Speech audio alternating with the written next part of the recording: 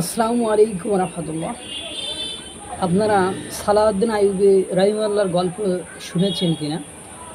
বাইতুল মুকাদ্দাস জয় করেছিলেন তিনি ৩০০ জন আলেমকে হত্যা করেছিলেন। অনেকে বলেন যে কিভাবে ৩০০ জন আলেমকে তিনি হত্যা করলেন, অথচ এই ৩০০ জন আলেমের কাহিনী আপনারা শুনলে অবাক হয়ে যাবেন।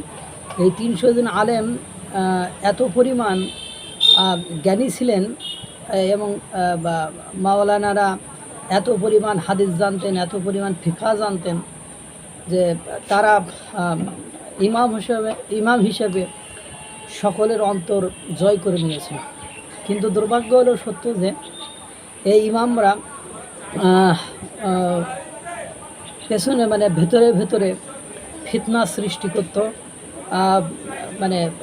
মুসলমানদের মধ্যে তারা ঝামেলা সৃষ্টি করত। এটা অনেকে বুঝতো না, যে কারণে একজন জ্ঞানী ব্যক্তি প্রথম আগে সকল মুসল্লিদের হৃদয় জয় করেছে, পরবর্তীতে তিনি মূলত এসেছেন ফিতনা বাঁধাইতে। পরবর্তীতে জানা যায় এরা হলো ইহুদিদের এজেন্ট হিসাবে ওই দেশে ঢুকেছিল এবং তাদের প্রতিনিধি হিসাবে কাজ করত। এই জন্য এই ৩০০ জন আলেমকে সালাউদ্দিন আইয়ুবী হত্যা করেছিল। অনেকে বর্তমান সময়ে বলতে চাচ্ছে যে মায়ানমারের রাখাইন, পার্বত্য চট্টগ্রাম, বান্দরবন আর মিজোরাম এই অঞ্চলটা নিয়ে নাকি অমুসলিম একটি রাষ্ট্র গঠিত হবে, এরকম বলছে। আমি জাস্ট যেটা শুনেছি এটাই বলছি, রাষ্ট্র গঠিত হবে। এখন এই রাষ্ট্র গঠনের জন্য অনেককে হয়তো বা প্রতিনিধি করে এখানে পাঠানো হয়েছে। এখন আমাদের দেশের এক নেতাকে নিয়ে বিভিন্ন রাজনৈতিক মহল থেকে প্রশ্ন উঠেছে, তিনি আসলেই কি ইসলাম ধর্মের লোক না অন্য ধর্মে ছিলেন, সেটাই এখন আছে।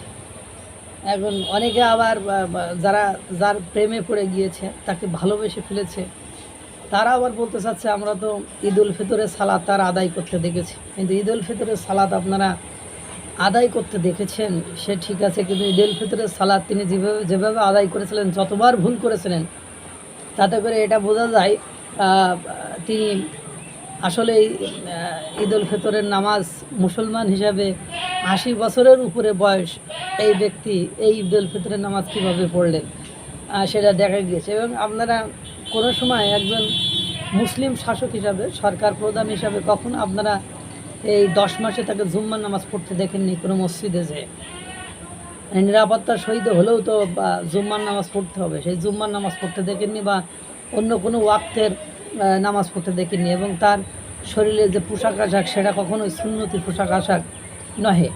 যাই হোক, ওটাও ম্যাটার করে না। ম্যাটার করে হলো সালাউদ্দিন আইয়ুবীর মতো অনেকের সতর্ক থাকা উচিত, নইলে ঘটনা এরকম ঘটে যেতে পারে।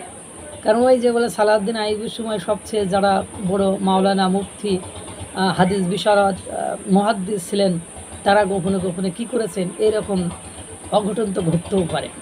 আমি জানি না কি হবে না হবে, কিন্তু যেগুলো শুনছি মিডিয়া থেকে বা বিভিন্ন রাজনৈতিক মহলের রাজনৈতিক বিশ্লেষক ব্যক্তিত্ব যে ধরনের কথাবার্তা বলছে, বিভিন্ন সুযোগ সুবিধা দেওয়ার জন্য সরকার যেভাবে তৎপর হয়ে আছেন, সব কিছু মেলায় there is no one beyond ডাউটের বাইরে, সন্দেহের বাইরে কেউ নয়।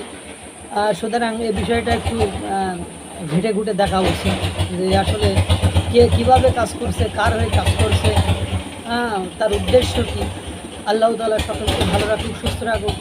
আসসালামু আলাইকুম ওয়া রাহমাতুল্লাহ।